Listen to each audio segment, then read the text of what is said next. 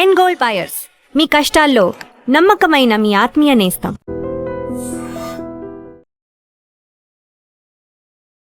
నమస్కారం, మీరు చూస్తుంది ఐ డ్రీమ్. నేను మీ కీర్తి. నాతో పాటు వైదిక్ వాస్తు కన్సల్టెంట్ వీరాంజనేయులు గారు ఉన్నారు. నమస్తే అండి. నమస్కారం అండి. వీరాంజనేయులు గారు, ఈ రోజుల్లో ఎలా ఉందంటే కొనపోతే కొరివి అమ్మపోతే అడివి అన్న చందాగా ఉంది. అప్పుల విషయంలో కూడా తీసుకున్నవాడు ముందు అసలు బికారిలా అడుగుతాడు, ఆ తర్వాత వాడే రాజు అవుతాడు, విలన్ కూడా వాడే అవుతాడు మన జీవితానికి. అంటే అడిగేటప్పుడు ఎలా అయితే అడుగుతారో రిటర్న్ మనకిచ్చేటప్పుడు మనం అడుక్కోవాల్సిన పరిస్థితి. సో వాస్తుకి అప్పుకి సంబంధం ఏదైనా ఉందా? మనం అప్పులు ఎక్కువ చేయాల్సి వచ్చినా, లేదంటే మనం అప్పులు ఎవరు మనకి ఇవ్వాల్సిన వాళ్ళు తిరిగి ఇవ్వలేకపోయినా దానికి ఏమైనా సత్సంబంధం ఉందంటారా? ఇంట్లో ఏ స్థానం చెడిపోతే ఇలాంటి బాధ వస్తుంది? చాలా చక్కని క్వశ్చన్ అండి ఇది. ఎందుకంటే మనకి ఆల్మోస్ట్ ప్రతి ఇంట్లో అవుట్ ఆఫ్ 10 ఇల్లు చూసుకుంటే కనీసం 5-6 ఇళ్లలో ఈ బాధ ఉంటుంది. చిన్నదో పెద్దదో ఖచ్చితంగా ఉంటుంది. అది ఇచ్చిన వాళ్ళ బాధ కానీ లేదా తీసుకున్న బాధ కానీ రెండూ ఉంటాయి. అప్పు చేసిన వాళ్ళు, అప్పు ఇచ్చిన వాళ్ళ బాధ రెండూ ఉంటాయి అన్నమాట. సో దీనికి ఏంటంటే వాస్తు పరంగా ఏంటంటే వాస్తు ఎగ్జాక్ట్ కారణం అని చెప్పకూడదు, అది చేస్తే ఇంకో రంగు ఉంటుంది. వాస్తు కూడా ఒక కారణం అయి ఉంటుంది. ఓకే. ఎందుకంటే ఇప్పటికీ మనకి ఇంట్లోనే సరే పంచభూతాల సమ్మేళనం అనమాట. సో ఆర్గనైజ్ ఎన్విరాన్మెంట్ ఉన్నప్పుడు ఏంటంటే అన్ని పర్ఫెక్ట్ కుదురుతాయి. సపోజ్ ఏదో ఒక దిక్కు లోపం ఉండటం వలన ఖచ్చితంగా మనకి మనకి ఇల్లు కట్టుకుని దేని కడతా అంటే 2 పర్పస్. ఒకటి జనాకర్షణ, 2 ధనాకర్షణ. ధనం ఆకర్షణ తగ్గినప్పుడు ఆటోమేటిక్గా మనకు ఖర్చులు పెరుగుతాయి. ఖర్చు పెరిగిన ఖర్చును మరి సబ్సిడీ చేయడానికి మళ్ళీ మనం అప్పు చేయాల్సి వస్తుంది. సో ఎక్కడైతే ధనాకర్షణ శక్తి తగ్గుతుందో ఆ గృహంలో కానీ లేదా ఆఫీసులో కానీ లేదా బిజినెస్లో ఎక్కడైనా కానీ ఆటోమేటిక్గా మనకి ఫ్లో అని తగ్గిపోతుంది మనీ అనేది. ఇది మన రెండోది, కొంతమంది అప్పు తీసుకొని మళ్ళీ రీపే చేయలేకపోతారు. వాళ్ళకి కారణం ఏంటంటే అండి ఇది సేమ్ అది ఇంపాక్ట్. వాళ్ళకి కూడా ధనశక్తి అనేది లేదనమాట. వాళ్ళు ఉండే నివసించే ప్రాంతం అయి ఉండొచ్చు, లేదా ఇది బిజినెస్ లేదా ఫ్యాక్టరీ ఏదైనా కావచ్చు. సో ఏదైనా కానీ ఒక వ్యక్తికి కానీ ఒక సంస్థకు కానీ ధనాకర్షణ జనాకర్షణ 2 కావండి. వాళ్ళు ఎక్కడ ఉంటారు, గృహంలో ఉంటారా లేదా ఫ్యాక్టరీలో ఉంటారు, పెద్ద కంపెనీలో ఉంటారు అనేది కూడా ఇంపార్టెంట్ అండి. సో మన ఇంట్లో మనకి అన్ని రకాల శక్తులు ఉన్నాయా, పంచభూతాలు కరెక్ట్గా బ్యాలెన్స్ చేసుకుని ఇల్లు ఉన్నామా అనేది ఇంపార్టెంట్ అనమాట. సో ఇక్కడ ఏంటంటే మనకేంటంటే ఫస్ట్ అసలు అప్పు అంటే ఏం తెలుసుకుందాం. ఆదాయం కన్నా ఖర్చులు ఎక్కువైతే ఆబ్వియస్గా అప్పు అవుతుంది ఫస్ట్. రెండోది ఆర్థికంగా క్రమశిక్షణ. కొంతమంది డబ్బులు బాగా వస్తాయి, బట్ మేబీ మేనేజ్మెంట్ చేయలేకపోవటంలో కూడా సడన్ గా ఖర్చులు వస్తాయి. ఇప్పుడు మనకు వాస్తులో దీనికి సంబంధించి వెరీ ఇంపార్టెంట్ కీ టాపిక్స్ ఉన్నాయండి. అసలు అన్ఎక్స్పెక్టెడ్ ఖర్చులు ఎందుకు వస్తాయి కూడా ఉన్నదన్నమాట. సో దాంతోపాటు ఏదన్నా మనం చేసో తెలియక కొన్ని తప్పులు చేస్తాం. ఇల్లు కట్టుకున్నప్పుడు లేకపోతే ఇల్లు వెళ్ళినప్పుడు బాగానే ఉంటుంది, దాదాపు 90% బాగానే వాస్తు పరంగానే ఉంటాయండి. కానీ మనం జరిగేటప్పుడు రోజు జరిగే డైలీ అందుకో ఏం చేస్తామంటే ఎక్కడో చోట వస్తువులు బరువు పెంచడం, బరువు తగ్గించడము, కస్టమైజేషన్ చేసుకుంటే వెళ్తాం. ఆపటిగా స్లోగా ఏంటంటే అది వాస్తు ఇంబ్యాలెన్స్ అయిపోతుంది అనమాట. అప్పుడు అదేంటంటే ధన ప్రవాహానికి అడ్డం మనం వేస్తున్నట్టు అనమాట. ఇదొక కారణం అనమాట. నెక్స్ట్ అయితే ధర్మేణ స్మద్దేహ ధర్మేణ ప్రతిష్ఠిత అంటారు. అంటే ఏమంటే ధర్మబద్ధంగా జీవనం గడిపినప్పుడు, అంటే డిసిప్లిన్గా జీవితం గడిపినప్పుడు ఆటోమేటిక్గా ఆ ధర్మే మనం రక్షించింది. ఇది శాస్త్రం చెప్పింది. అంటే డిసిప్లిన్ లైఫ్ కావాలి ఫస్ట్ మనకి. సో దీనికి ఏంటంటే వాస్తు అనేది ఎగ్జాక్ట్గా వాస్తు మీరు ఇది చేయండి, మీకు ఇది పెట్టండి, మీకు ఏమంటే డబ్బులు కుప్పలు తెప్పలు డబ్బులు వస్తాయి అనేది నడుచుకుంటూ వస్తాడు అనేది మనం చెప్పకూడదు. అది ప్రాక్టికల్లీ వర్కౌట్ కాదు. సో మనకేందంటే వాస్తు ఒక సబ్జెక్ట్ మనం ఇది పెట్టినప్పుడు స్లోగా గ్రోత్ ఉంటుందండి. ఒక్కసారి సడన్ గా రాదు, 30 రోజులు రాదు, 60 రోజులు రాదు, అట్లా రాదనమాట. స్లోగా వస్తుంది అనమాట. ఎందుకంటే మనం ఇప్పుడు దాకా నెగిటివ్ అనేది ఏదైతే మన ఇంట్లో ఉంటుందో అది ఫస్ట్ న్యూట్రల్ చేయాలి. న్యూట్రల్ చేసిన తర్వాత అక్కడి నుంచి మళ్ళీ పాజిటివ్ కన్వర్ట్ అవ్వాలి. ఈ ప్రాసెస్ మనకు 3 months పట్టదు, 6 months పట్టదు, డిపెండ్ అప్పుడు వాళ్ళు ఇంప్లిమెంట్ చేసిన దాన్ని బట్టి ఆధారపడుతుంది అనమాట. దీనికి ఏంటంటే వాస్తుకి ఏంటంటే మనకి ఏంటంటే ఇంట్లో పరిశుభ్రత ముఖ్యం అండి. ఎందుకంటే ధనలక్ష్మి రావాలంటే ఇల్లు పరిశుభ్రంగా ఉంచాలి. మనం ఇంతకుముందు చాలా టాపిక్లు మాట్లాడుకున్నాం ధనలక్ష్మి రావటం ఏం చేయాలని చెప్పేసి. ధనలక్ష్మి రావడానికి మనమే సగం కారణం అవుతాం అనమాట, రాకపోవటానికి. ఫస్ట్ ఇదంటే అంటే ఉత్తర భాగం ఏది మన ఇంట్లో ఉత్తర డైరెక్షన్లో ఉన్నది. ఇంట్లో ఉత్తర డైరెక్షన్ మనకి ఏంటంటే బాగా ఇరుగ్గా పెట్టేస్తాం. అది స్కూల్ బ్యాగ్లో ఉండవచ్చు, మన బ్యాగ్లో ఉండవచ్చు, లేదా చైర్స్, సోఫా సెట్. చాలా మంది ఇళ్ళలో నేను చూస్తానండి ఉత్తరంలో కూడా సీటింగ్ వేసేస్తున్నారు, ఉత్తరం తూర్పులో. అది ఎగ్జాక్ట్గా ఆపోజిట్ డైరెక్షన్ ఉండాల్సింది రివర్స్ చేస్తారు మన వాళ్ళు. దాన్ని అక్కడే మన ప్రతిబంధకం అనమాట. మనకు వచ్చేదాన్ని అక్కడే ఫస్ట్ ఇంట్లో గుమ్మ రాగానే కాలు పెట్టగానే అక్కడే ప్రతిబంధం ఉంటుంది మన లక్ష్మీదేవికి. రెండోది ఉత్తర భాగంలో ఏంటంటే బాగా బలమైన వస్తువులు వేస్తున్నారు ఈ మధ్య.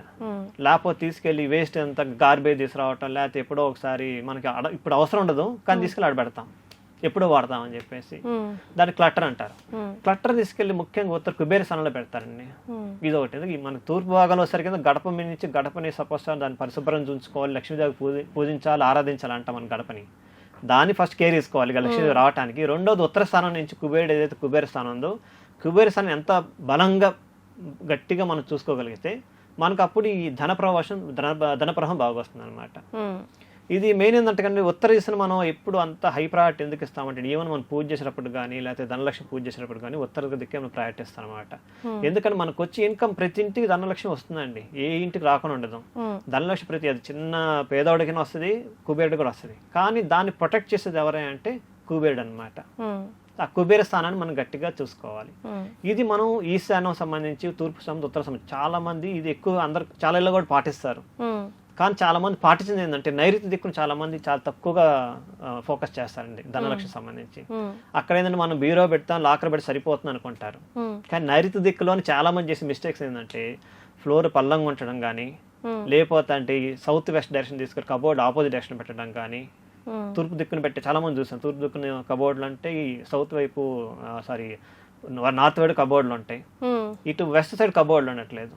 రీసెంట్గా చూశాను ఒక క్లయింట్ అండి, ఎగ్జాక్ట్ నేను ఇప్పుడు ఏదైతే చెప్పి అదే జరిగింది అనమాట. వాళ్ళు పెద్దది చాలా కాస్ట్లీ ఎక్స్పెన్సివ్ ఫ్లాట్ అనమాట, ఆల్మోస్ట్ 2.5 crores అది. దాంట్లోనే ఆల్మోస్ట్ ఒక 39 లూప్ హోల్స్ ఉన్నాయి వాస్తుపరంగా. నేను చూస్తా అంటే వాళ్ళు నోట్ చేస్తానే ఉన్నారు. మొత్తం టోటల్ లిస్ట్ చేసి 39 ఉన్నాయి. ఆ 39 ఆల్మోస్ట్ ఒక 14-15 రిలేటింగ్ టు మనీ అనమాట. మరి వాళ్ళ 2.5 crores పెట్టి ఫ్లాట్ కొన్న వాళ్ళు మనీ ప్రతిబంధకనే ఉంది. వాళ్ళు అదే అంటున్నారు, మేము అక్కడికి వచ్చామండి కానీ మాకేదో మనీ స్ట్రక్ అయిపోయామండి, అక్కడ నుంచి ముందర పోవట్లేదు, మాకు సర్క్యులేషన్ అవ్వట్లేదండి అని చెప్పారు. సో మరి అన్ని క్లటర్స్ వీళ్ళు తీసుకుంటూ రావాలంటే 39 కరెక్షన్స్ చేయాలంటే దానికి సింపుల్ రెమెడీ ఏమైనా చెప్పారా, లేకపోతే ఈ మార్పులు చిన్న చిన్న మార్పులు చేయాల్సిందే అని చెప్పారా, లేకపోతే ఏంటి? వాళ్ళు ఒక 2 రోజులు వాళ్ళు భార్య భర్త లేకపోతే వాళ్ళ ఇంట్లో 2 రోజులు కష్టపడితే ఆల్మోస్ట్ ఒక 20-25 కరెక్షన్స్ ఇమీడియట్గా అయిపోతాయి. వాళ్ళు వస్తువులు మార్చి పెట్టడం అంతేనా? ఓకే, చిన్న మార్పులు. ఆ చిన్న మార్పే కానీ ఆ చిన్నదే చాలా ఇబ్బంది. మన తలనొప్పి వస్తే చిన్న తలనొప్పి అనుకుంటా, కానీ బాడీ మొత్తాన్ని లతార్జిక్ చేస్తుంది. సేమ్ అదే టైం నాకు ఇంట్లో ఒక చిన్న ప్రాబ్లం చాలు, అది ఇంటి మొత్తం ఎనర్జీ మొత్తం దాన్ని ఏమంటారు స్క్వీజ్ చేసేస్తుంది అనమాట, పాజిటివ్ ఎనర్జీని. అట్లా మరి 39 ఉంటే ఇమాజిన్ చేసిన ఎంత ఉంటుందండి. దాంట్లో ఒక 5-6 మాత్రం కొంచెం కిచెన్కి సంబంధించి ఉన్నాయండి. ఆ కిచెన్లో వాళ్ళు కొంచెం బరువు ఆల్టరేషన్ చేయాల్సి ఉంటుంది. అది కూడా పెద్ద ఏం కష్టం కాదు, మాక్సిమం ఒక 20-30,000 పెడితే అది కూడా అయిపోతుంది వాళ్ళది. వాళ్ళు 2.5 crores 3 crores తీసుకున్నా కానీ జస్ట్ ఇమాజిన్ ఒక అరౌండ్ 30-40,000 ఒక అంతా వాస్తు కరెక్షన్స్ అయిపోయినట్టే. అంటే అందుకని ఒక ఫ్లాట్గా ఒక ప్లాట్ ఒక ఇల్లు ఒక విల్లాను కొన్నప్పుడు ఖచ్చితంగా ముందే ఒకసారి వాస్తుకి సంబంధించి సరిగ్గా కరెక్ట్ మనుషుల్ని పిలుచుకొని చూపించుకొని పెట్టుకుంటే చాలా బెటర్ కదండి. అవునండి, ఖచ్చితంగా అండి. రెండోది ఏంటంటే మనకి నైరుతిలో చాలా మంది ఇండిపెండెంట్ హౌసెస్ చూస్తున్నామండి. ఇండిపెండెంట్ హౌస్ చుట్టూ మన కాంపౌండ్ వాళ్ళు కడతాం, బయట మార్జిన్ ఉంటుంది. కాంపౌండ్ వాళ్ళకి మన ఇంటికి మధ్యలో మార్జిన్ ఉంటుంది. ఆ మార్జిన్ లో నైరుతి మూల కొంతమంది అంటే కొంచెం పల్లంగా ఉంటుంది, అంటే కొంచెం లో లెవెల్గా ఉంటుంది అనమాట. అంటే ఇల్లు కట్టినప్పుడు బాగానే ఉండొచ్చు, ఆ తర్వాత మార్పులు చేయొచ్చు. ఈశాన్యం కొంచెం హైట్ పెరిగిపోయి నైరుతి పల్లంగా ఉన్న ఇల్లు కొన్ని ఉన్నాయి అనమాట. దానివల్ల ఏంటంటే వాటర్ ఫ్లో ఎక్కడ పడిన నైరుతిలో అంటే పడమర దిక్కున పడిన వాటర్ కానీ ఇటు సౌత్ వైపు పడిన వాటర్ వర్షపు వాటర్ ఎస్పెషల్లీ అది మన ఈశాన్య వైపు ఫ్లో అవ్వాలన్నమాట. వీళ్ళకి ఏంటంటే నైరుతి వైపు డౌన్ ఉంటాం వల్ల ఆటోమేటిక్గా మనకి వాటర్ ఈశాన్య వైపు వెళ్ళవు. అది చాలా మందికి తెలియని విషయం ఏంటంటే అది అట్లా ఉండకూడదు, రాంగ్ ఫ్లో అవుతుంది. ఇప్పుడు మనకి ఫ్లో అయింది, మనకు గాలి తీసి ఓపెన్ అదే బ్రీత్ ఇన్ బ్రీత్ అవుట్ చేస్తాం, బ్రీత్ అవుట్ చేసి బ్రీత్ ఇన్ చెయ్యం, ఇన్ అవుతూనే అవుట్ చేస్తాము. అదే మరి ఇంటికి కూడా ప్రాణశక్తి ఏంటంటే ప్రాపర్ డైరెక్షన్ రావాలి, ప్రాపర్ డైరెక్షన్ అవుట్ ఫ్లో అవ్వాలి, అప్పుడు అది సర్క్యులేషన్ అవుతుంది అనమాట. ఇవి ఏదైతే చిన్న లోపాలు అనమాట, చిన్న లోపాలు చేయటం ఏంటంటే వాళ్ళకి ఏంటంటే ఆటోమేటిక్గా ధనలక్ష్మి ప్రవాహం తగ్గిపోతుంది. అంటే వాళ్ళ ధనలక్ష్మి ప్రవాహం లేకపోతే ఆపోజిట్ ఏమవుతుంది, మీకు అప్పులు చేయాల్సింది ఖచ్చితంగా.